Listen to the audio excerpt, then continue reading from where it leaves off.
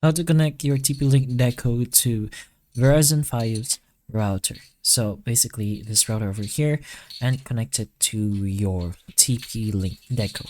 Now we have the back ports of your TP-Link over here just to show you where to plug in a few wires, since in general using an Ethernet cable over here should be a pretty good choice if you're doing something like this, since the connection should be directly to each other. Let's say you just go ahead and plug in one end to the Verizon and then one end of the wire into any of these LAN ports, or pretty much depends on you. But anyways, you can connect your TP-Link Deco to a Verizon Fios router by plugging in the main Deco unit into a power outlet, so make sure they're both turned on, of course, and connecting it to the Fios router using an Ethernet cable, which we pretty much just shown.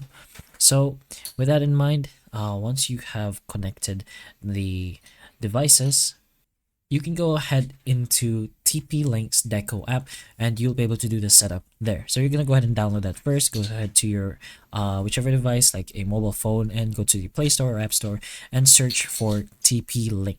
So once you search for TP-Link, look for the TP-Link Deco app on the installer.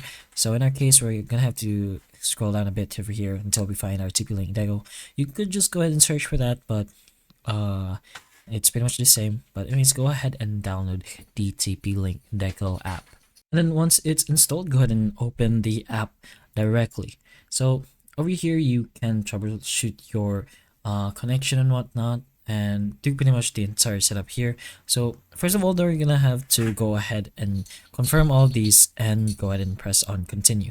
You can allow the notifications if you'd like. This should just help you with your device much better. So press and allow, and then you're gonna have to create a TP-Link ID if you don't already have one.